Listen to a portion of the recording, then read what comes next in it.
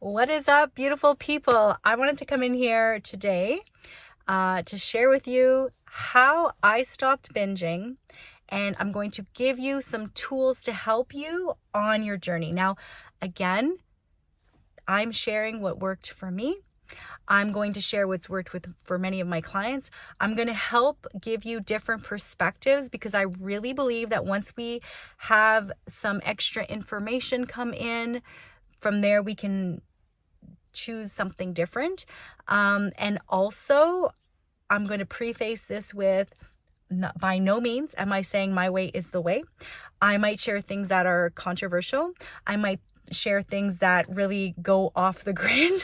And yeah, I'm sharing this because I'm speaking from experience. So if you have a therapist, I think that is good. Have somebody that's professional to work through with you, and also know that they can't do your work. Nobody is going to do your work. Nobody's going to come and save you. You have to be willing to want to change. You have to get to this threshold where staying as you are sucks way more than the discomfort of change. You have to really have these scales tip in order to start to do the work to change. So nobody's going to do your work for you. And so for those who don't know, if you haven't seen any of my past videos, I struggled with binge eating, a binge eating pattern, excessive binging from about 2011-ish until my last binge was May 27th, 2014. I have not binged since.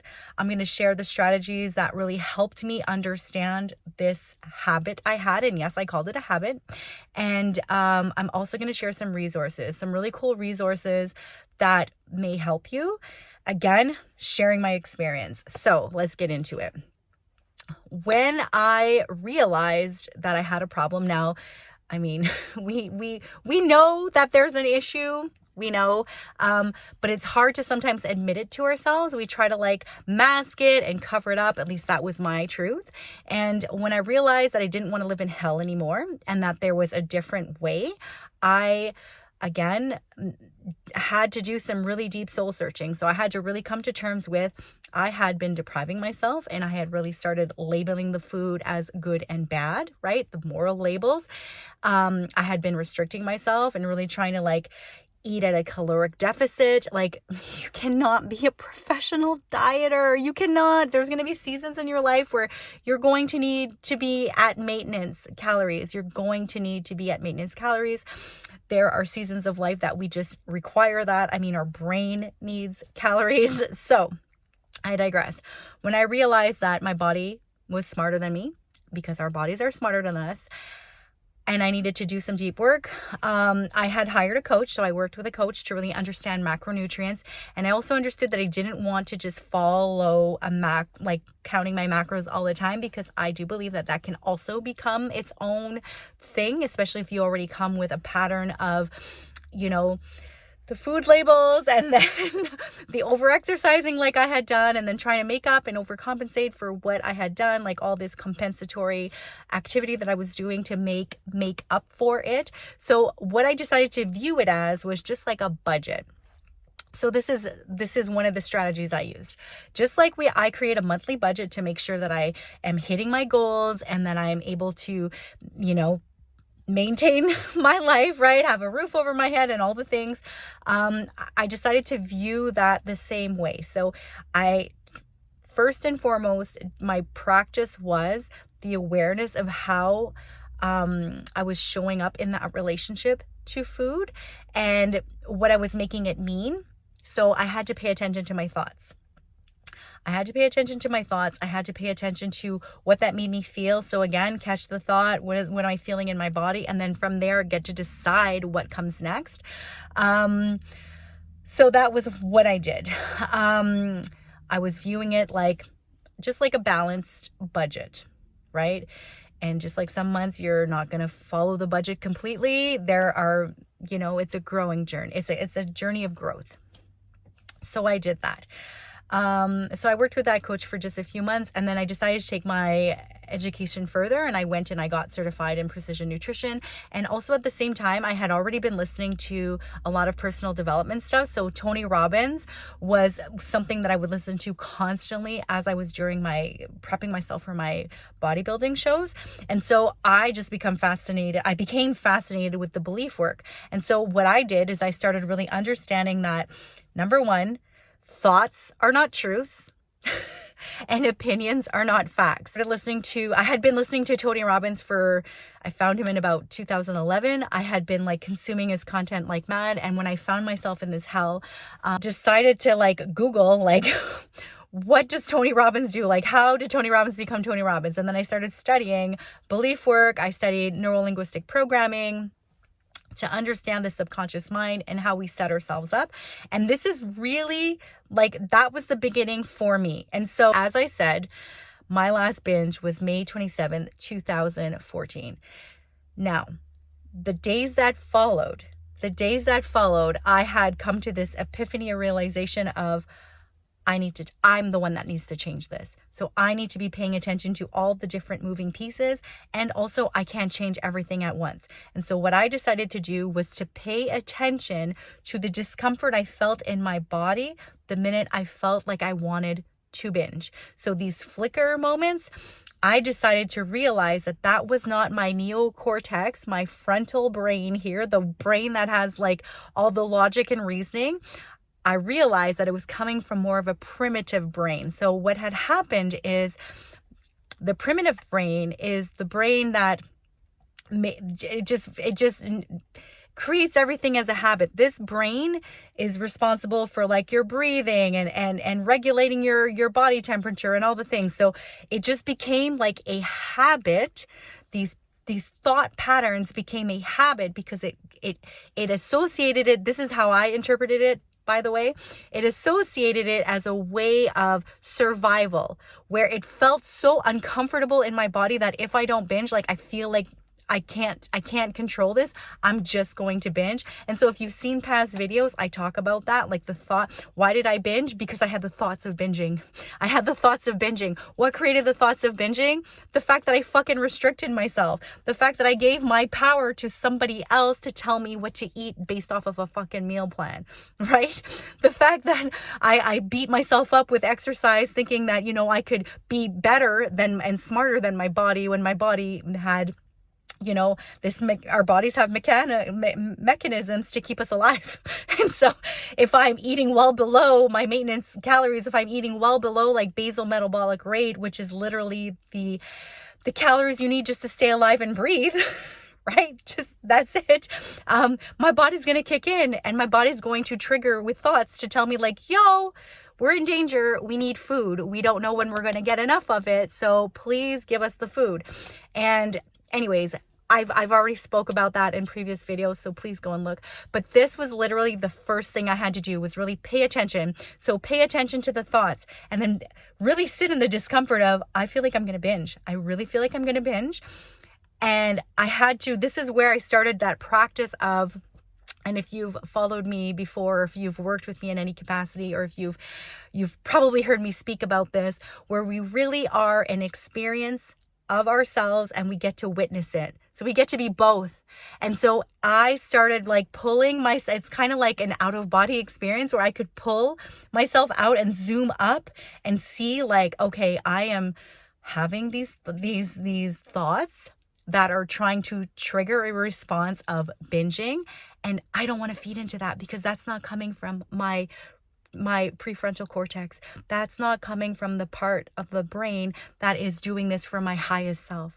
This is coming from the primitive brain, the emotional brain that is trying to make me stay alive. And so what I had to do was just be like, okay, I have nourished myself. I have eaten well. I've drank my water. What else is under there, right? Am I feeling stress? Have I been avoiding something that I don't want to look at? And so now this is coming up. Have I,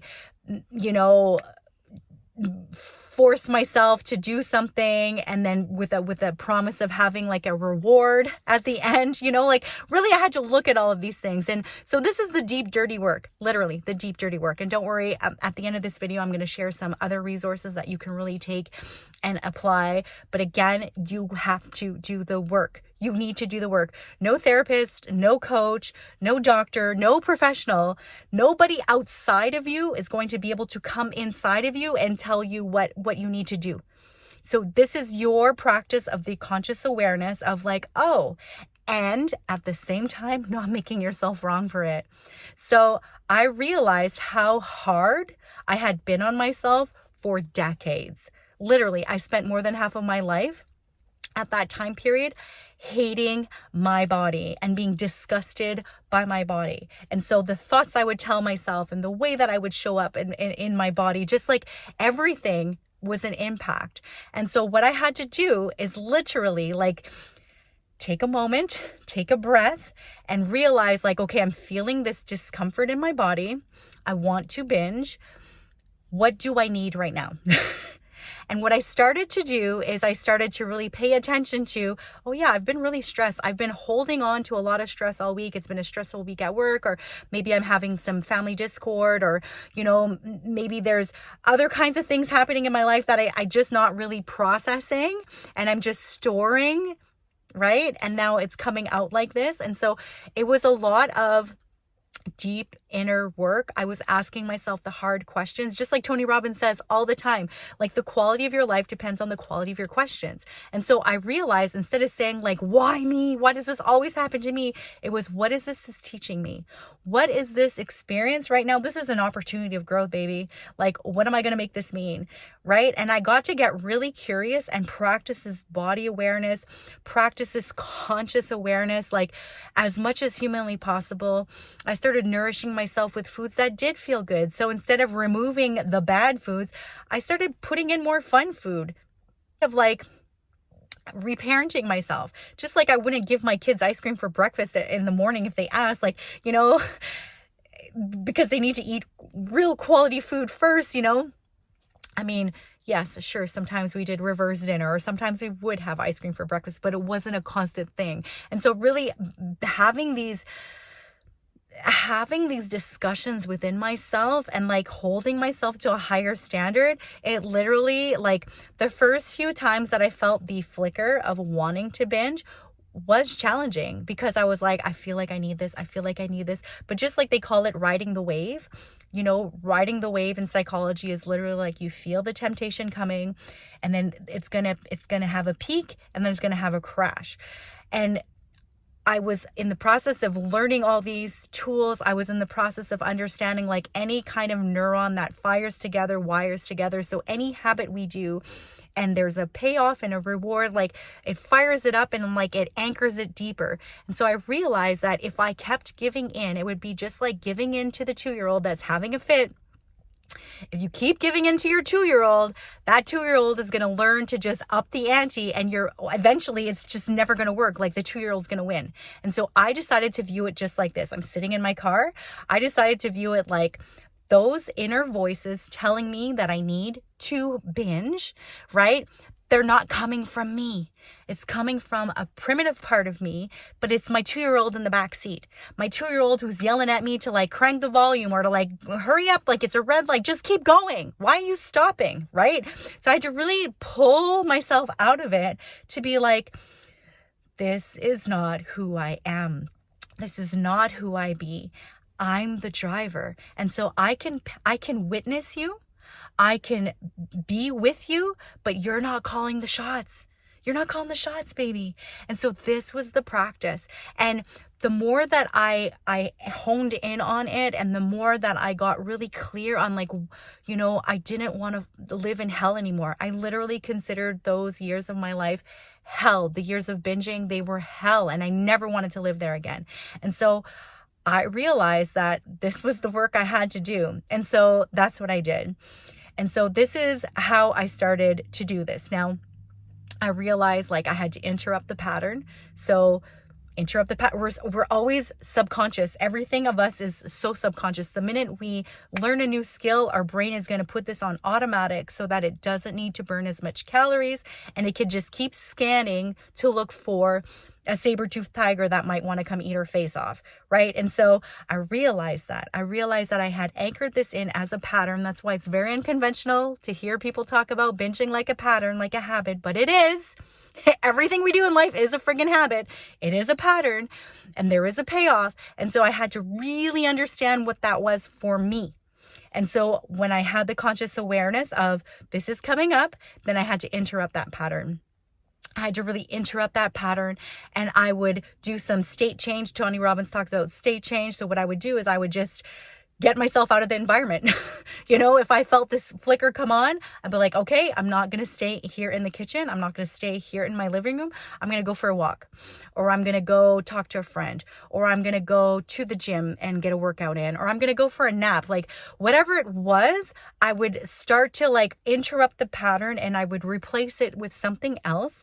And eventually I got to understand like my triggers. I got to understand these are invitations. It's like a check engine light that goes off on your car. It's an invitation for you to see what's going on under the hood. And so I would pay attention, like, what did I just say to myself? What am I feeling in my body? Thoughts are not truths. Opinions are not facts. And so what am I going to do with this information? And I started really pulling it apart like that, right? I started pulling it apart like that. And the more that I would practice, this skill started anchoring in. And so eventually I did a video all about that, like how come I know better but I don't do better. Please check that out, because I really just it really just anchors in. I'm playing with snow, and I'm showing you like when we're anchoring in these patterns, we're firing these neurons together that are wiring together, and it's just like creating these highways, right? It is hard at the beginning. Like any new skill is going to be challenging at the beginning, but with practice, it becomes easier with practice, right? And so we just allow ourselves that messy middle. And so I did a lot of work. I did a lot of journaling. As I said, I was studying belief work. I was studying precision nutrition. I was understanding that food is just food. Like it's there's no moral labels attached to it. There's ways to optimally there's more optimally nutritious foods, right? And then there's foods that we use to feed our psyche, which is also okay, right? As women, we have hormone fluctuations all the time. And so for myself, I understand that before I'm about to have my cycle, I need the carbs. We just do. Our body is in preparation. Our body is smarter than we are. And so I did a lot of this work. I did a lot of the practice. Now, here we are, 2025. I have not had a binge since 2014. Have there been times where I overindulged or overate a little bit? Yes. Where I took a serving extra of something because it was so good. Yes. And I don't beat myself up for it. I don't make myself wrong for foods that I choose to eat, and I don't deprive myself of things. And at the same time, I'm still always reparenting myself. So how can I take care of this vessel? Because I understand that I want to age. Aging is a gift denied to many. And so I want to age, but I want to age this vessel as best as I can. And so I understand that I need the nutrition. I understand I need the fiber. I understand I need the protein. I understand I need the carbs and the fats. And so I don't make any of them wrong. I don't take any of those macronutrients out. I mean, it's so easy. Yeah, you can cut a whole, you can cut carbs, and of course you'll lose weight. It's water. You're not losing fat. You're losing muscle and water, right? And so I don't want to do that to my body, especially as I'm aging. I need to hold on to this muscular skeletal system. I need to keep my muscle. I need to keep my joints moving, right? And so I'm constantly I see that future version of me, and I see her so clearly that I make the decisions for her now. There's this quote I heard years ago around this time where it was easy decisions now, harder life in the future.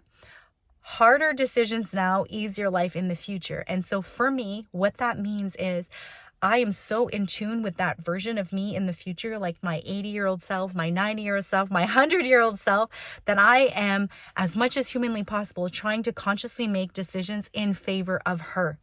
And so sometimes it doesn't feel like Like it's serving me now, right? But I know it's serving her then, like later. And so could I have a second piece of cake? Yeah.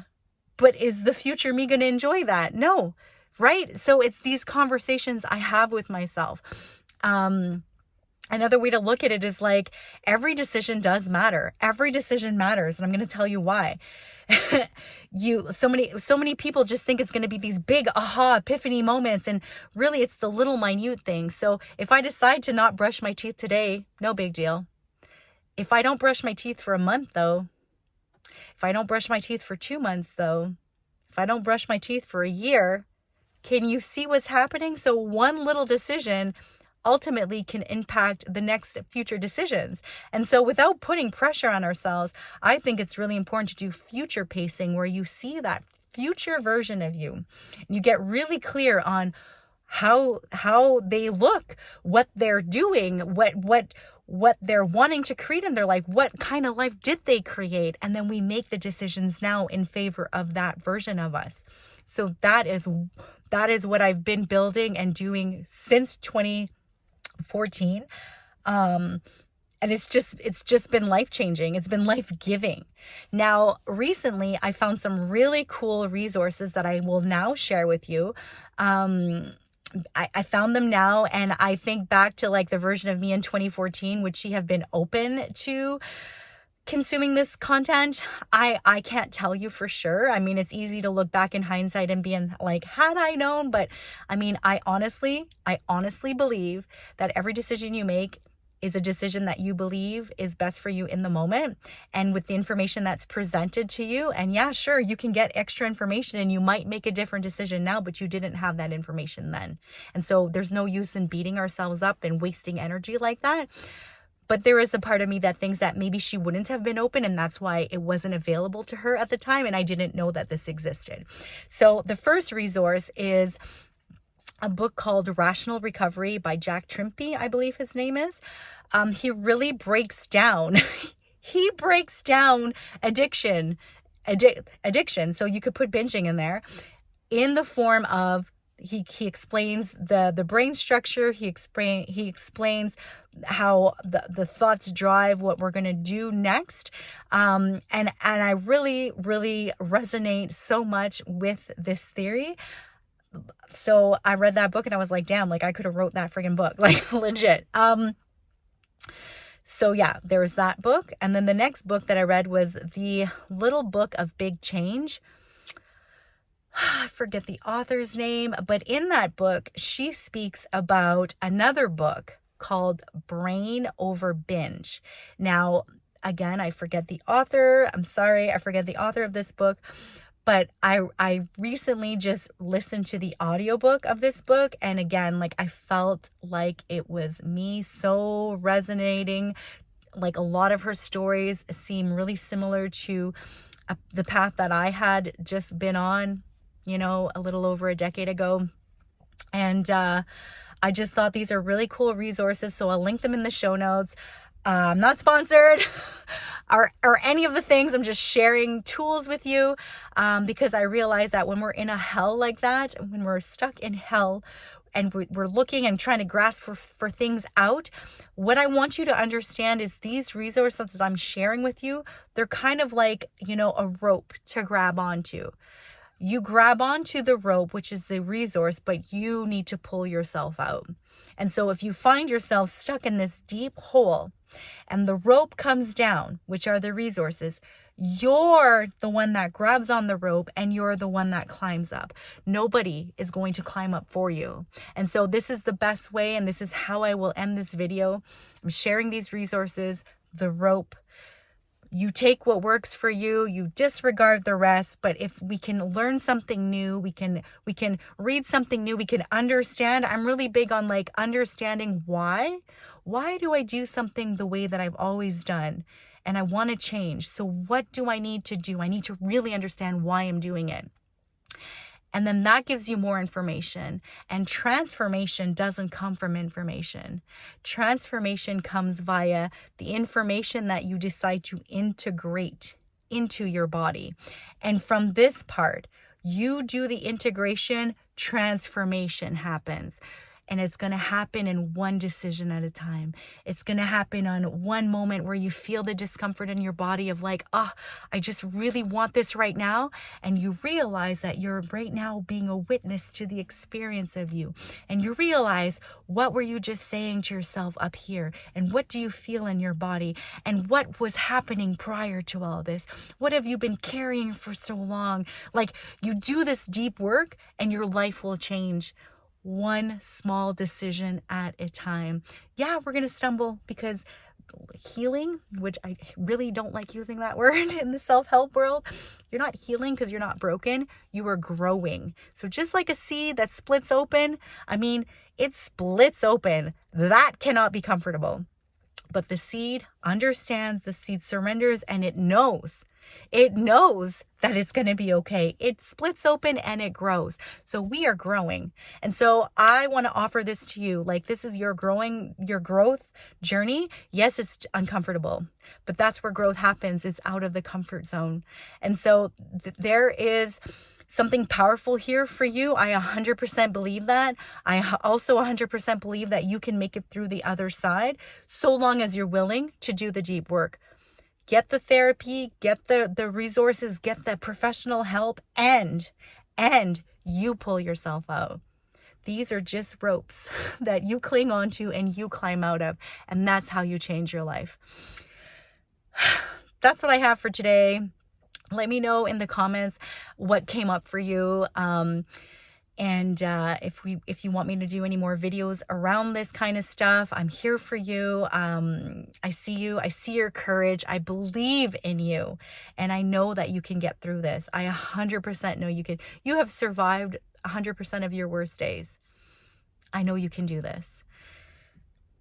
If you feel like you need to share this out, please do. Don't forget to, if you hit the notification bell, you'll know when I drop more content like this. And let me know, what is coming up for you. I would really love to continue this conversation with you. So thank you for being here. As always, be brave, be bold, be you.